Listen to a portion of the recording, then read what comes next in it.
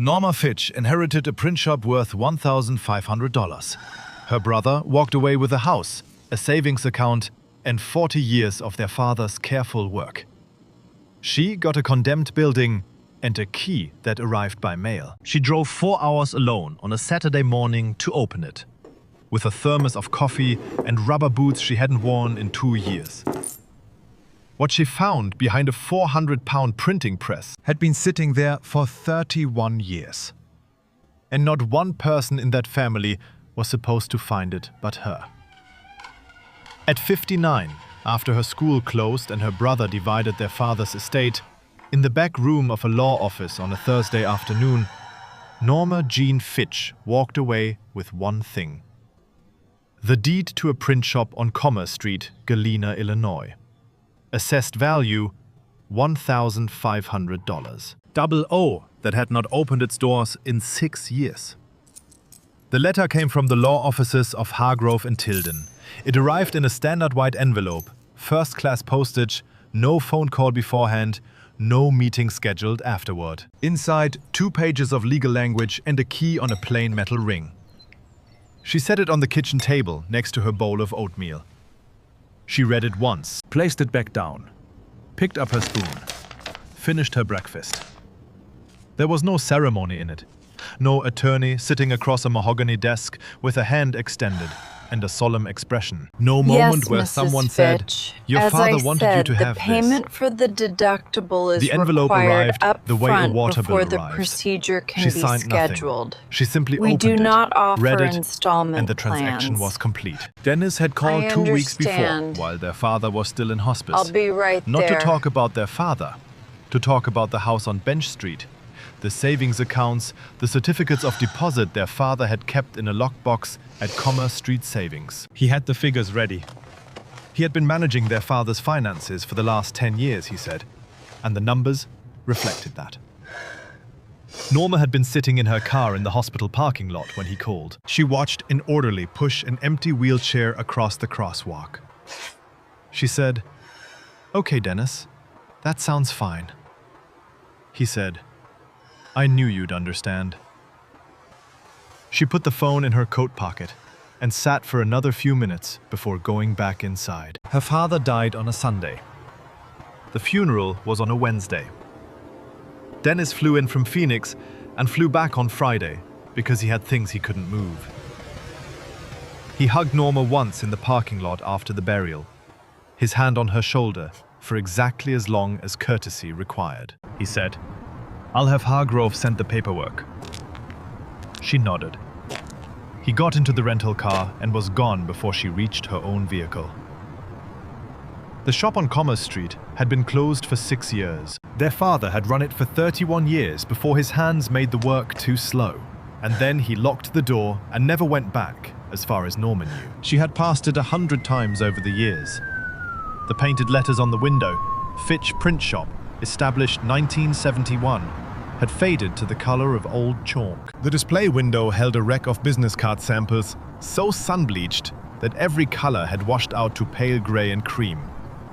Someone had taped a handwritten note to the inside of the glass at some point. The tape had yellowed and the paper had curled at both edges. It was worth $1,500. The building itself was leased from a property company that held most of the block, and the lease had 3 years remaining. The equipment inside was older than Norma's marriage had been, which had ended 11 years ago, and left her with a house she'd since sold and a habit of eating oatmeal alone every morning because routine was the only thing holding the days together. Dennis had the house on Bench Street. 4 bedrooms, updated kitchen, assessed at $260,000. The savings and CDs came to another $84,000. Their father had been careful with money for 78 years. Careful in the particular way of a man who grew up without it. He had not been wealthy, had not made large gestures or held real estate or invested in anything more complicated than a passbook account. He had simply not wasted things. Not time, not paper, not money, not words. Dennis said he deserved it. He had managed the finances. He had handled the difficult calls with the insurance companies, the Medicare paperwork, the decisions about the assisted living facility when their father's balance started going. He had flown in twice a year. He had made himself useful in ways that were visible and documentable and easily explained to a room. What Norma had done was visit every 3 weeks for 11 years. Drive 4 hours from Rockford and drive 4 hours back. Sit with her father in the afternoons watching Cubs games he didn't always follow. Bring crossword puzzle books. Pick up prescriptions. Rearrange furniture when walking became difficult. Be the person he called, not Dennis, when the nights got long. None of that appeared in any ledger. She had been a teacher for 32 years. Elementary school, 3rd grade, then 4th, then back to 3rd. She knew what it was to do work that did not show up anywhere as a number. She had made peace with it professionally. She had not expected it to follow her into her father's estate. The school closed in June of the prior year. Budget cuts, declining enrollment, a consolidation decision made by a district board in a meeting she was not invited to attend. 32 years of lesson plans, classroom arrangements, birthday charts, reading corners, and small human beings who needed someone to believe they were capable. And then a letter. Efficient, impersonal. Here is the administrative fact of your life's work ending. She had taught until the last day. She had packed her classroom into cardboard boxes. She had walked out through the front entrance at 4:22 p.m. on a Friday and driven home. The keys to the print shop were on her kitchen table now. Small, 2 of them, on a plain metal ring. One for the front door, one for something she hadn't found yet. She did not know what she was going to do with a print shop. She washed her bowl in the sink, dried it, put it away. She drove to Galena on a Saturday morning in late October. It was 4 hours from Rockford, where she had lived since the divorce, in a 2-bedroom house with a yard she kept tidy and a garage she used as a garage. She left at 6:14 a.m. before the light was fully up. Thermos of coffee on the passenger seat, the radio on low. The interstate was empty that early. Trucks and nobody else. She had not told Dennis she was going. There was a particular kind of task that needed to be done alone first, before anyone else's reactions became part of it. She had learned that in 32 years of teaching. Some things you looked at privately before you decided what they meant. 40 miles out of Rockford, the low tire pressure light came on. She pulled into a BP station on Route 20. The air machine was around back, out of order. A handwritten sign taped to it with clear packing tape. She went inside and asked the man at the register. He said there was another station 2 miles east, but he thought that one was out of service too.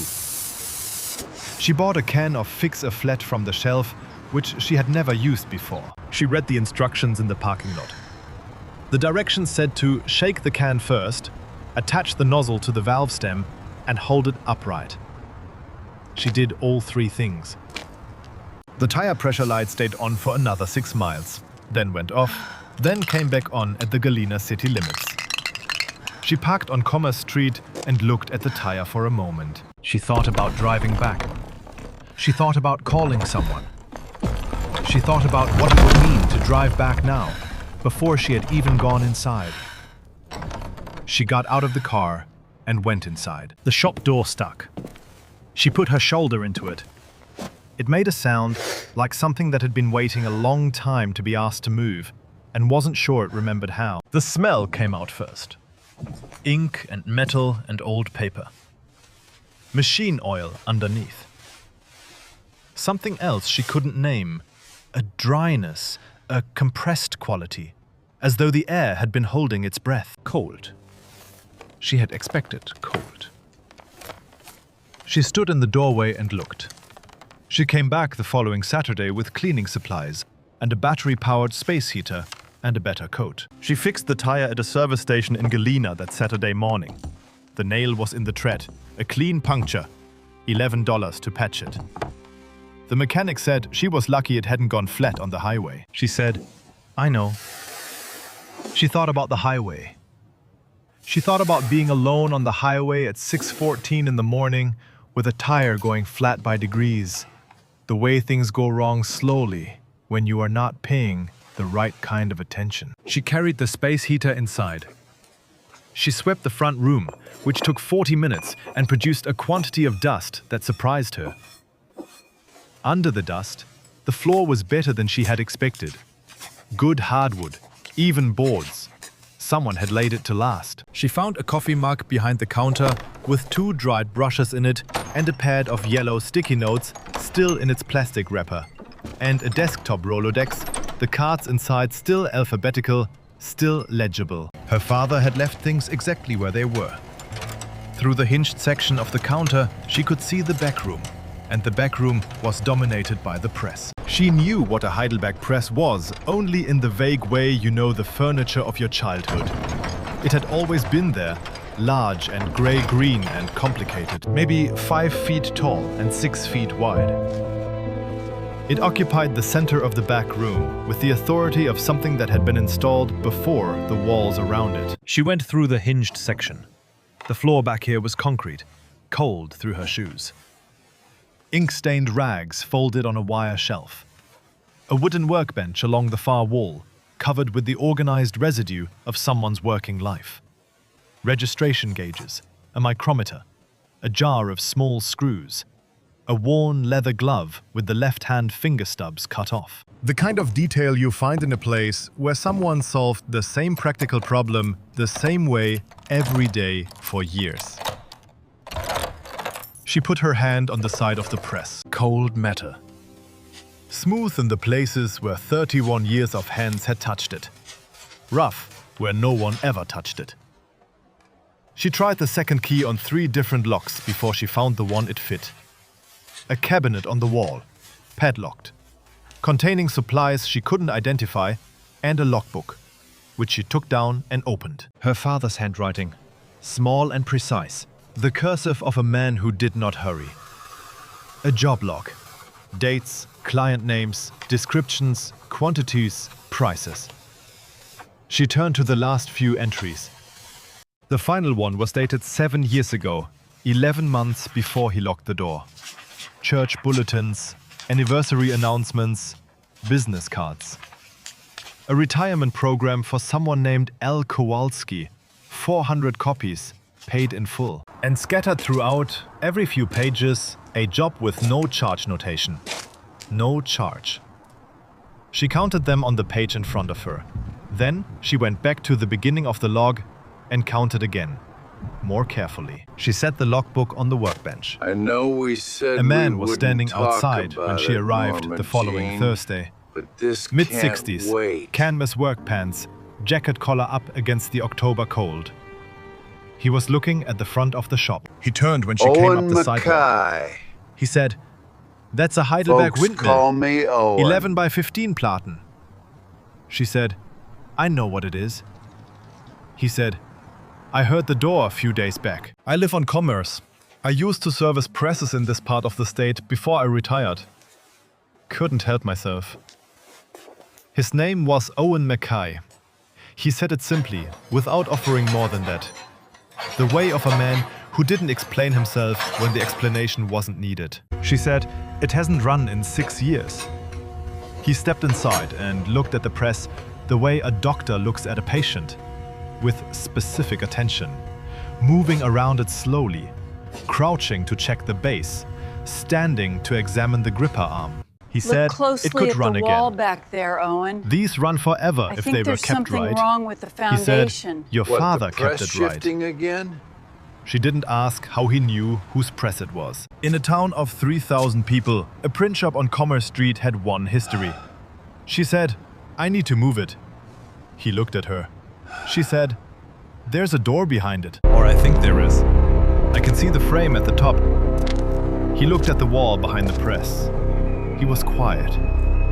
He said, "A windmill press weighs around 400 kilograms. That's close to 900 pounds. You can't push it."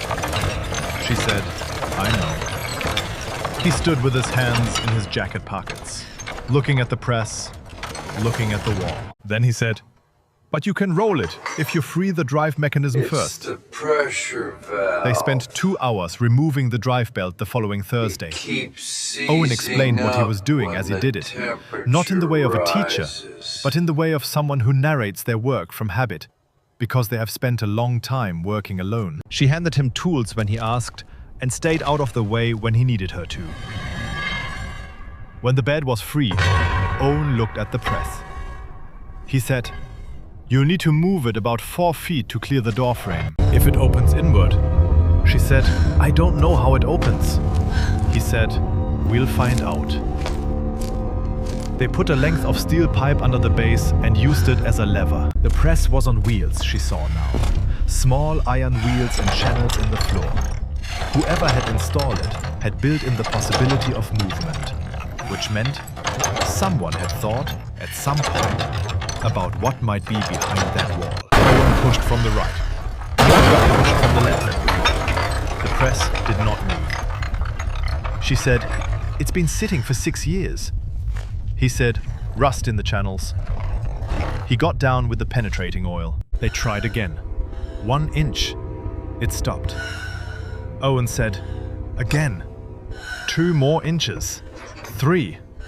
Then it was rolling, slowly, with a sound like reluctant metal finding its old habits, and the gap between the press and the wall opened up. 2 inches. 4. 6. She could see the door frame, then the door itself. Plank wood, painted the same grey-green as the press. Deliberately. Painted to disappear. Her father had painted it to disappear. The press rolled another foot. She reached past the body of the machine and put her hand on the door. No lock. Just a simple iron latch. The old kind. A bar that dropped into a bracket. She lifted it. The door swung inward on its own, just slightly. A pressure differential. The sealed room exhaling into the cold of the shop. The air that came out was different. Drier. Cooler. It tasted faintly of paper dust and cedar at the back of the throat. The particular dryness of a space that had been sealed for a long time and held its breath. She held her headlamp into the gap. What she found next wasn't what any of us expected. But looking back now, it was the only thing that ever made sense. The room was longer than she'd expected. 8 feet wide and at least 15 feet deep. The floor was the same concrete as the shop, but cleaner. Along the left wall, shelves, floor to ceiling, built from pine. Every shelf holding uniform boxes labeled in her father's handwriting. Along the right wall, a smaller press. A tabletop letterpress, she would learn later. And beside it, flat drawers of type, each one labeled with a letter of the alphabet. On the workbench, in a wire tray, a stack of cards. She picked up the top one, a birthday card. Small, 4x5, cream cardstock. A border of small geometric shapes. Inside, many happy returns. The name on the front, Tommy Briggs. She put it down, picked up the next one. Different name, different month. Same border. Owen appeared in the doorway. He looked at the shelves. He pulled a box from the second shelf and opened the lid. Inside, envelopes. Sealed, stamped, addressed in her father's handwriting. He looked at the return address. Fitch Print Shop, 112 Commerce Street, Galena, Illinois. He said, "These are ready to mail." She said, "How many?" He counted. He looked at the shelves. He did a rough calculation. He said, "I can't be sure, but that's not a small we have number." to be extremely careful. She looked at with the this. labels. It's 41 far more boxes she could count important from than where she stood, anyone realized. and more on the far shelves. Each one labeled with a year. The oldest year she could see, 1993. Owen set the box back on the shelf, gently. He said, "I'm going to get the rest of my tools. Take your time in here." She heard the front door open and close. She stood in her father's secret room and looked at the shelves. She knew it was something. She knew it was the reason for the room, and the room was the reason for the press, and the press was the reason for 31 years of a man coming to work every morning. She put the card back in the wire tray, face up. Tommy Briggs, March. She did not know Tommy Briggs, but her father had known him well enough to print him a birthday card every year. Well enough to address the envelope. Well enough to have it ready to mail. She sat down on the stool at the work table and began to understand what kind of room she was standing in. She came back on Monday with a space heater and a legal pad. There were 53 boxes. She counted carefully, writing down each year in order. The oldest, 1992. The most recent, last year, 8 months before her father went into the assisted living facility. 14 months before he died. She opened the 1992 box. 41 envelopes. She opened a box from 2007. 53 envelopes. She opened the most recent box. 61 envelopes. 50 envelopes a year, averaged across 31 years. She did not need a calculator. She opened one of the sealed envelopes from 1992, steaming the seal with heat from her thermos lid, the way her father had taught her to reuse envelopes when she was young. Inside, a birthday card. The same geometric border. Many happy returns. The name, Eleanor Voss. And inside, in her father's handwriting, I hope this year is a good one. H.F. That was all. She opened another. Different phrasing. Wishing you a fine one. H. F. And another. Here's to another year. H. F. And one to someone named Marcus Tilliard. I haven't forgotten. H.F. She set that one apart and looked at it. I haven't forgotten. In the second flat cabinet, she found journals, 11 of them, spanning 31 years. She pulled the first one, her father's handwriting, but not a job log. The first entry, February 1992. Started the room today. Moved the press with Ray Okonkwo's help. He didn't ask questions. Good man. She sat down on the stool and did not get up for a long time. January, that first year. Eleanor Voss, $800. Her daughter needed the deposit for the community college application. Eleanor won't ask anyone. March, Tommy Briggs, $400. He's going back to finish his GED. He's embarrassed about it. He shouldn't be. June, the Castellano family, $1,200. The father lost the warehouse job. 4 children. This is rent for August. August. Marcus Tilliard, $600. His mother needed the hearing aid. Medicare doesn't cover it. She can hear again. This seemed right. The most common phrase in all 11 journals, written in her father's unadorned cursive, was not, I am glad, or I helped, or I gave. It was, this seemed right. She found her own name in a journal. November 1978, 3 years before the room existed, in the personal journal he had kept before. Norma's teacher, Mrs. Gallagher, says the girl will need more books than the school provides. Ordered an extra set of reading workbooks for her from the catalog. Left them in her desk on a Friday. She won't know where they came from. That's all right. She already knows how to use them. She had been 7 years old. She had found the workbooks on a Monday morning and assumed the school had ordered them. She had used them. She had, in some incalculable way, used them and become a person who used books and believed in books and left things in desks for children on Fridays without telling anyone. She set the journal down. She pressed her fist against the edge of the table and looked at the wall for a long time. She came back to finish reading on a Tuesday morning she had not told anyone about. She plugged in the space heater and gave it 20 minutes before she went into the room. In those 20 minutes, she stood in the shop and drank coffee and looked at the Heidelberg press. which now sat 4 feet from its original position. The drive belt coiled on the workbench, the internal mechanism visible. The precision of it. Every component placed in relation to every other component. Nothing redundant, nothing decorative. Each part doing exactly what it existed to do. Her father had understood machines the way she understood children, at the level of what a thing needed in order to do what it was made for. The room was warmer now.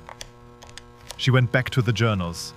She read all 11 in order over 2 days. She brought thermoses and the headlamp, and she sat on the stool and she read. And when the light from the small window went gray, she used the headlamp and she read. The pattern was not complicated. It was consistent. The names in the journals were not random. They were referred. Teachers sent her father students. Neighbors sent him families. The woman at the county assistant's office, a person named Ruth Ellen Coates, who appeared in the journals repeatedly over 2 decades, apparently knew what Harold Fitch did and sent people when she couldn't help them herself. The amounts were never large, rarely more than $1,000.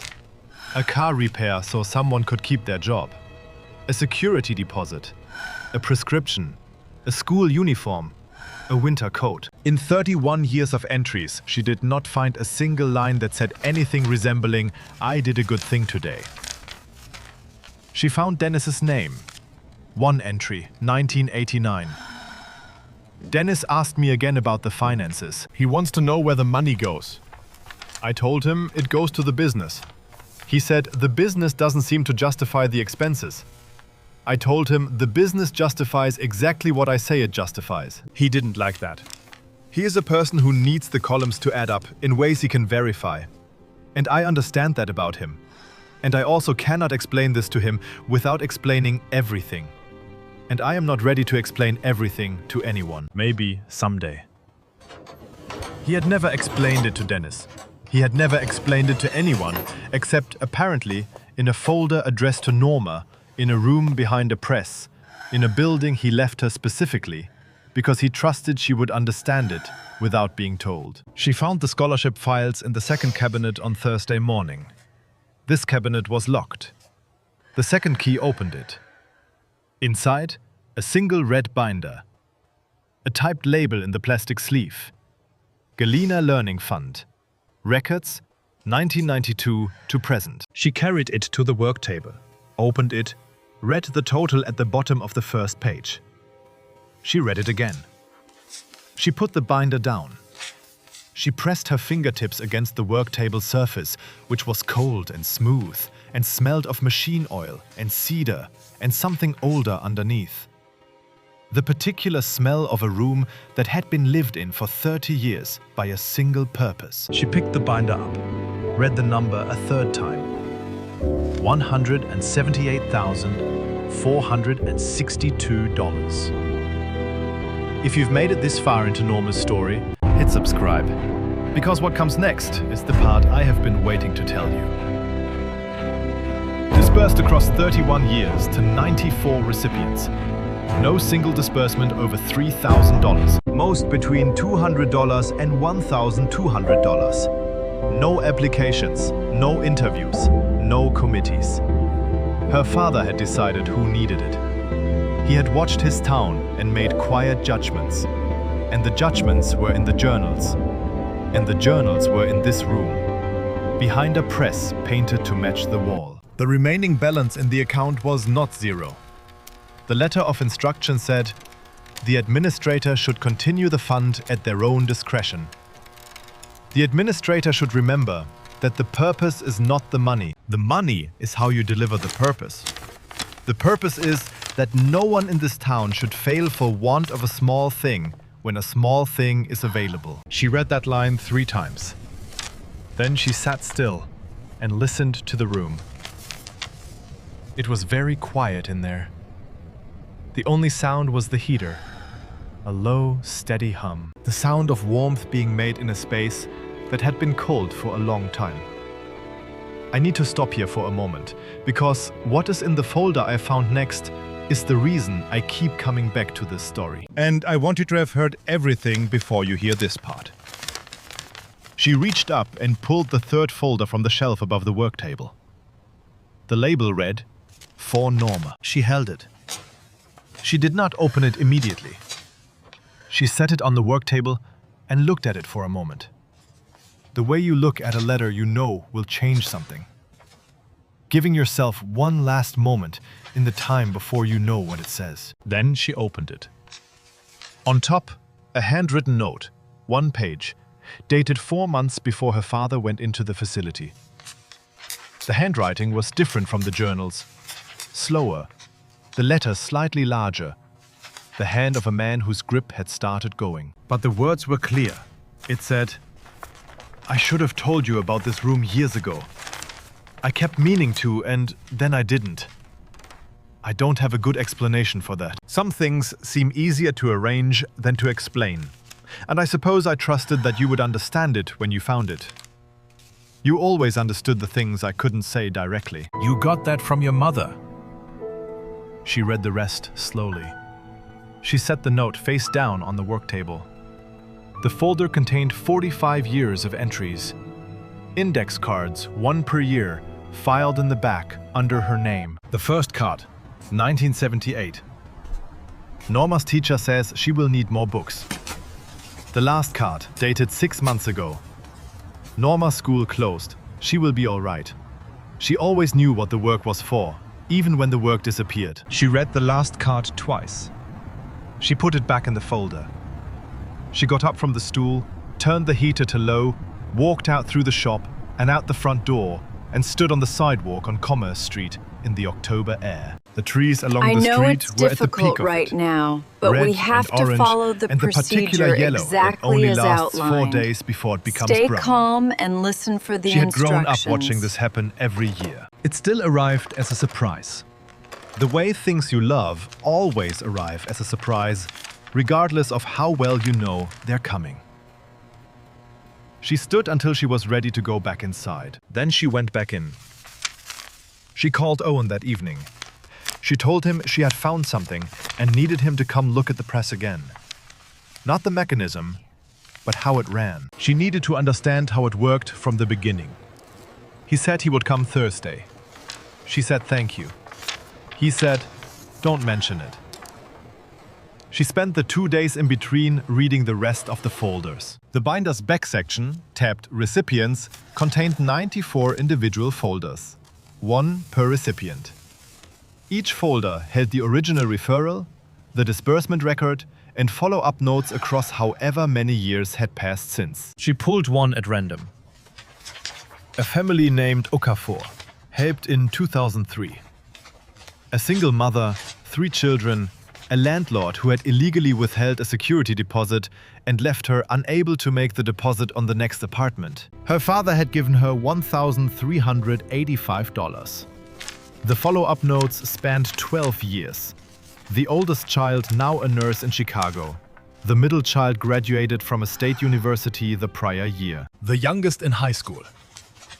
She put the folder back, pulled another.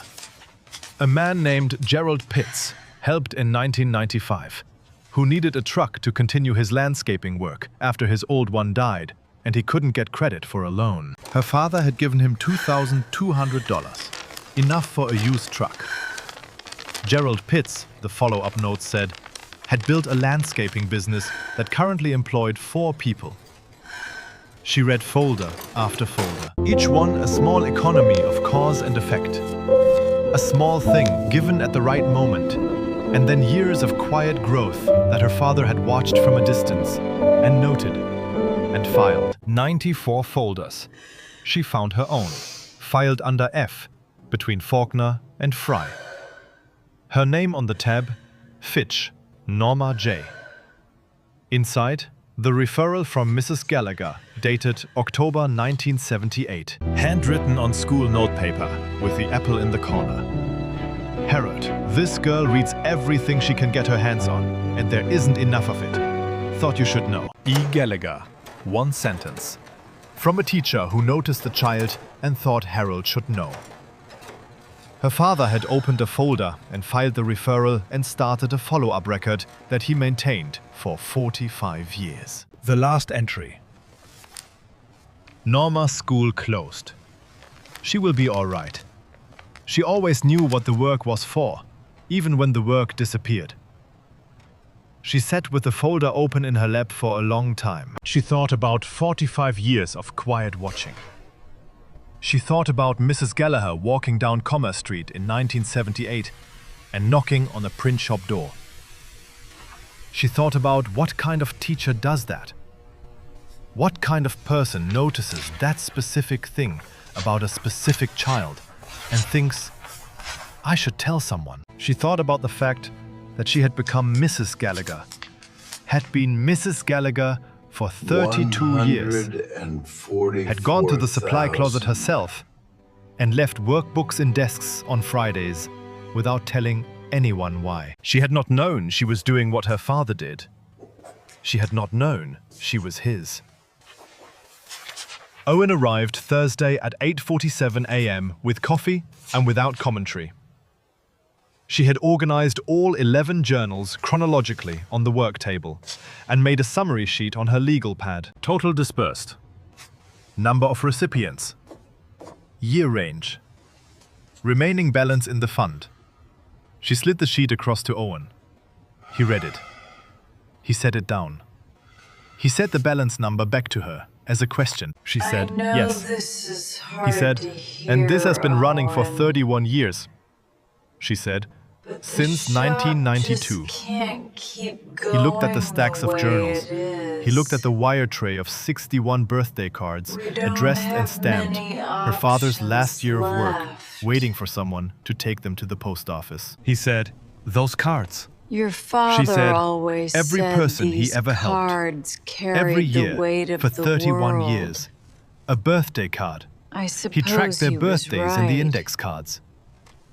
Owen was quiet. She said, the oldest card in this year's batch. That person has been receiving a birthday card from my father for 31 years. Since 1992. They probably think it's a mailing list. Or they've stopped thinking I about it. suppose we It's just both a card knew that it comes would every come year. to this eventually. Owen said. Until it doesn't. It's just She hard said, to let go after "Until all it these doesn't." years. He was quiet for a moment. Then he said, I keep coming back to something. She waited. He said, he must have been very certain about you. A person doesn't arrange something like this without telling you, unless they're very certain. Look She didn't at the say anything. detail. He said, I knew your father a little. Serviced the press Changes twice. Everything He wasn't a we person who thought we wasted knew. words. But he also wasn't a person who missed things. You don't run a press Few for 31 people years and miss understand things. the craft She like said, you do, "No, Norma. You don't. That She called was Dennis that handled evening. perfectly. She told him about the room. She told him about the fund. She told him the number. $178,462 disbursed, with the remaining balance still in the account. She told him about the 94 names and the 31 years of birthday cards, and the binder and the folder with her name on it. She told him about Mrs. Gallagher's note. Dennis was quiet for a moment. She waited. He picked up something on his end. She could hear the sound of it. A small object lifted and set back down. And she did not know what it was. And he did not explain it. And the not explaining felt like the most honest thing he had done in this conversation. Then he said, why didn't he tell us? Count is She said, he told me. and the total Dennis said, he didn't tell you. comes to You found it. 1,200,000. She said, that's the same thing. For him, that was the same thing. He was quiet again. She said, he knew you needed the columns to add up in ways you could verify. He wasn't angry about that. He just knew this couldn't live in columns. Dennis said I nothing. appreciate you She calling. said, you did but manage the his finances mistake well. wasn't That's on real. our end. He knew that. We delivered Another silence. exactly what Longer was this time. requested. He said, the shop is worth more than $1,500. She said, I know. I know it hurts He right said, now, I suppose you'll but keep you it. did the right thing. She said, I'm going to keep it running. Just the come fund home and the when press you're both. ready. He said, you don't know how to run a printing press. She It's said, gonna be okay. Owen is teaching me.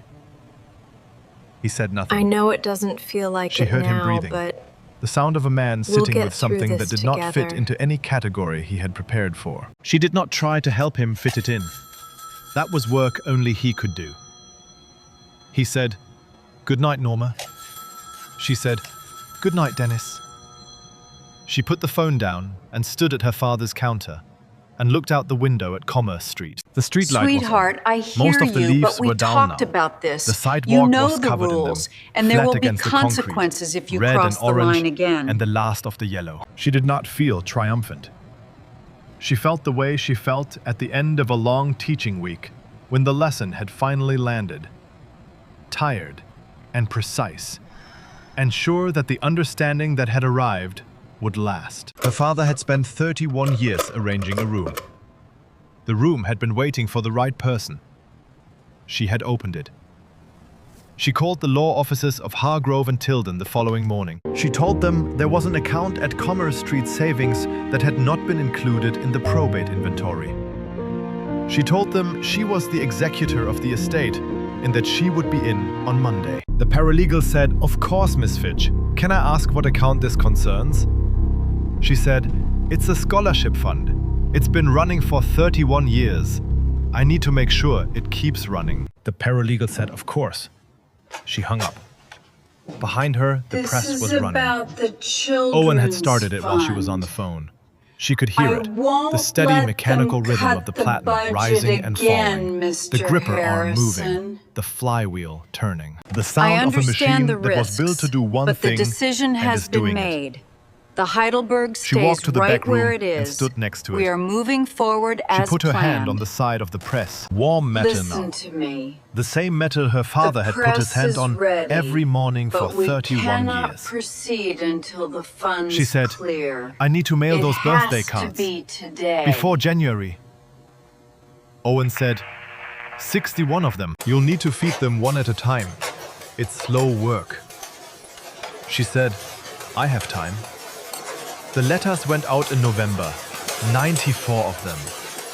She set the type herself, with Owen standing behind her the first dozen times and then not standing behind her because she had gotten it. She used her father's paper, cream stock, the weight of something meant to be kept. She printed them on the Heidelberg, one at a time, feeding each sheet by hand into the gripper arm, watching the platen close and open. 4 This days. run is The critical. letter said, Are we going My to name make is Norma the Fitch. deadline? We will. Harold Fitch was my father. Just I keep am writing the paper because I found coming. something in his print shop that I believe you should know about. She told them about the fund, the amount given to their family, which she had verified against the binder. Given without condition or expectation of return. Never intended for them to know. She was telling them now because they deserved to know the name of the person who had helped them. She did not tell them about the birthday cards. She decided those could go on being received without explanation, for as long as she was able to send them. Some things should stay unnamed. She addressed all 94 envelopes by hand. Her handwriting was not her father's.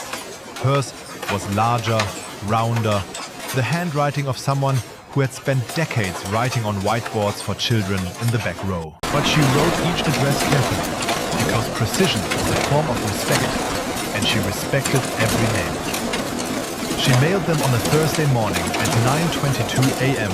at the post office on Green Street. The clerk's name was Donna. She had worked there 20 years. She helped Norma weigh and stamp each envelope without asking what they were. Donna said, "That's a lot of letters." Norma said, "It is." Donna said, "Good news or bad?" Norma said, "I think it depends, but mostly good." Donna said, "Good news by mail is underrated." The first response came 8 days later. A phone All right, call those on are a all Tuesday set. afternoon. Total comes Carol to Okafor $650. calling from Chicago. Oh, wonderful. The daughter of the family Thank helped in you. Have a 2003. good day. Carol said, I've been trying to figure out what to say since I got the letter. Norma said, Yes, you don't that have should to be say all of anything. them. Carol Thank said, you for your my mother help today." cried. She said she always wondered.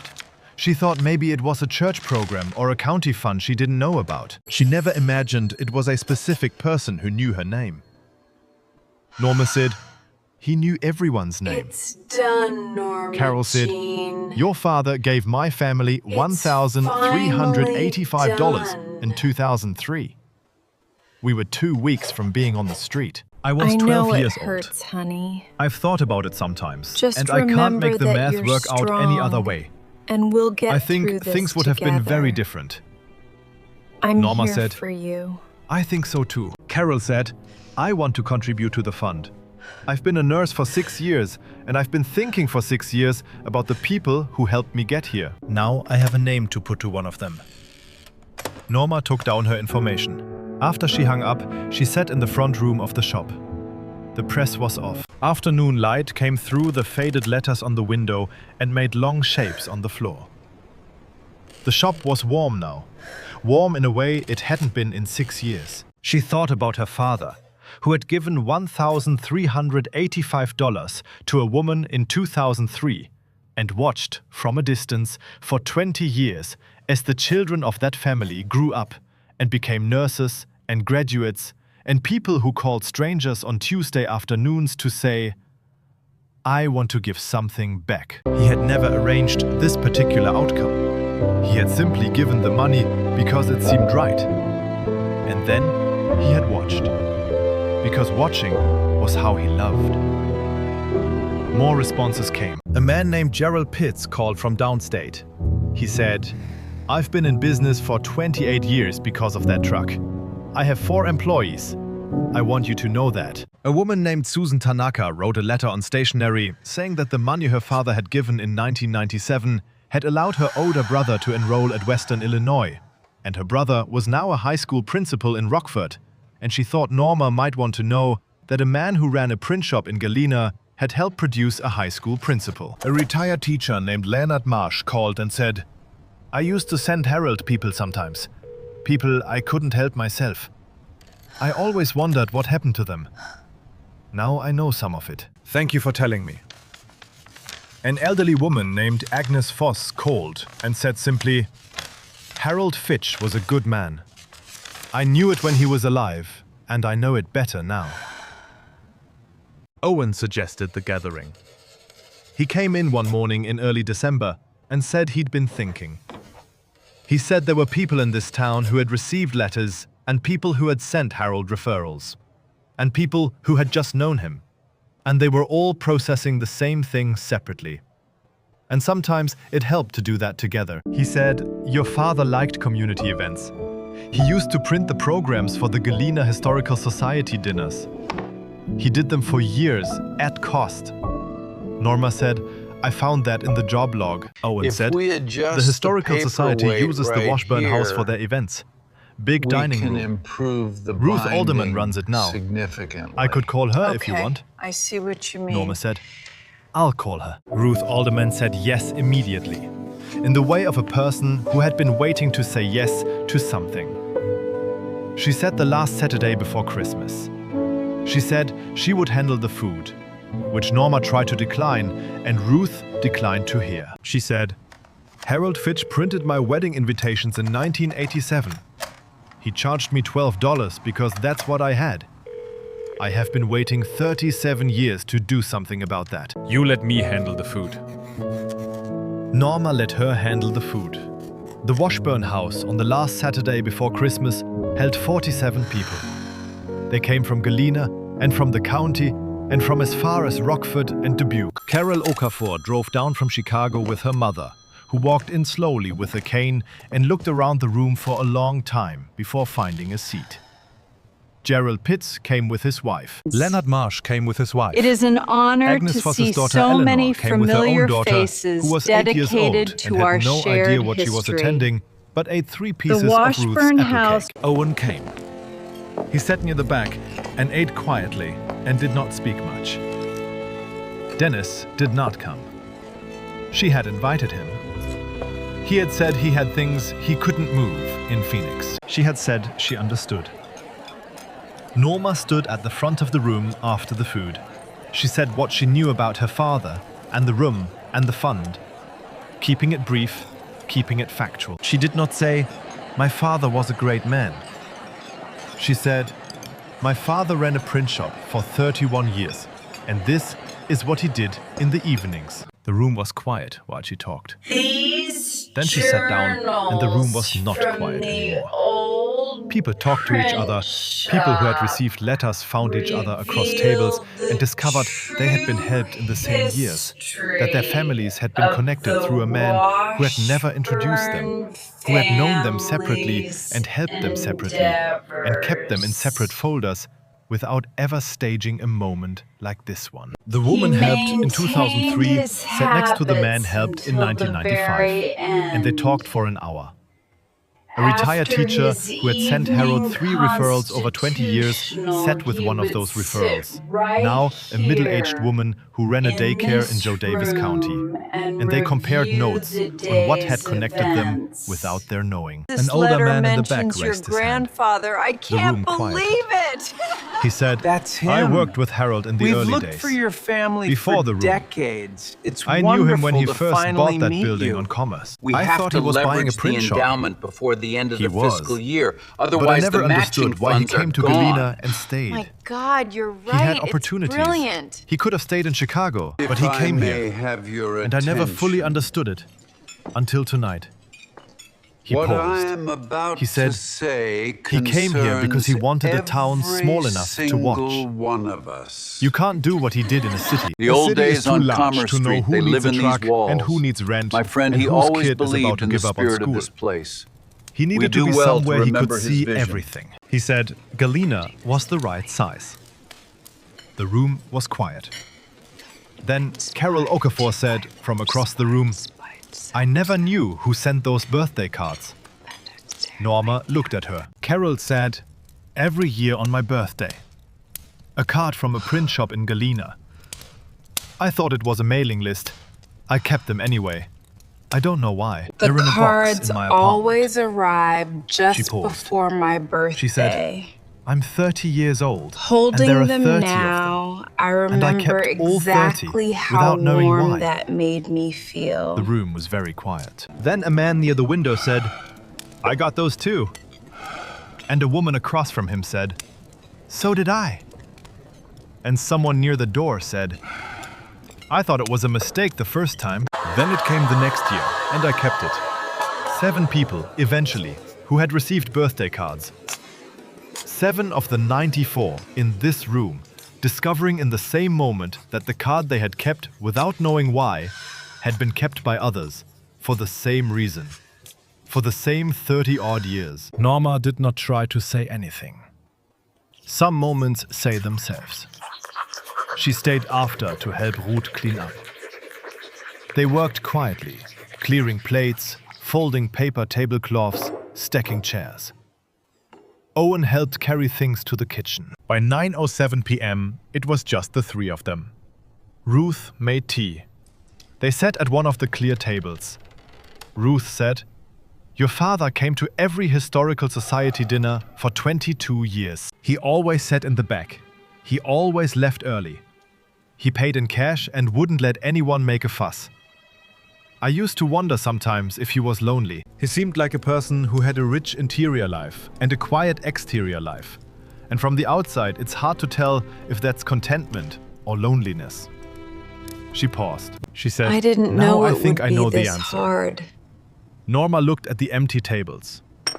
She To thought sit about her here father and sitting in just the back of remember. rooms for 31 years, watching his town. There was something she had been holding since she read his note. She had not told Owen.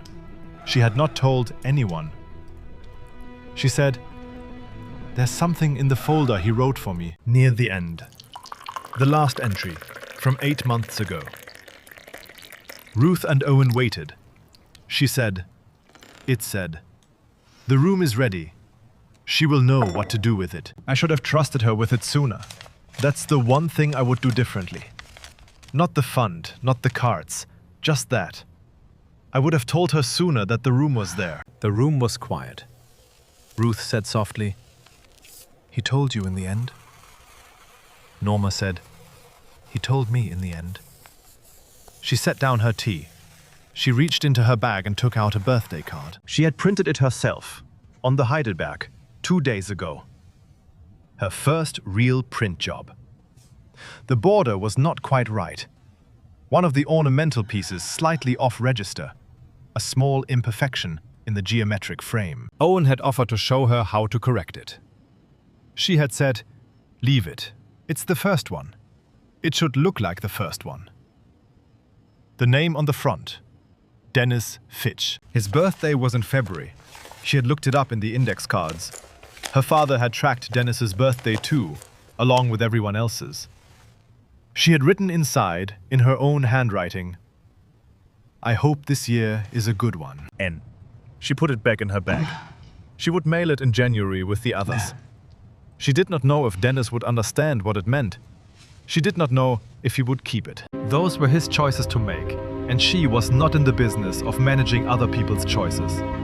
She had learned that from 32 years of teaching, and before that, from a man who had given 94 people exactly what they needed, and then stepped back and let them decide what to do with it. She had been learning it from her father, she understood now, since 1978, when she was 7 years old and found workbooks in her desk on a Monday morning, and became, without knowing it, the person who would someday open the door behind a 400-kilogram press and find 31 years of quiet work waiting to be continued. Outside, the December wind moved through the bare trees on Commerce Street. The same wind of the same river carrying the coal down from the bluffs. The way it had always carried it. The way it always would. She was not in a hurry to leave. A teacher's legacy is not the lessons on the board. It is the child who was about to give up and didn't. Harold Fitch understood that. He spent 31 years proving it, in a room that nobody knew about, with a press that weighed 400 kilograms and a patience that had no bottom. If this story stayed with you today, share it with someone who needs to hear it. Subscribe for a new story every week. And leave a comment. What is the smallest thing someone did for you that you still carry with you today?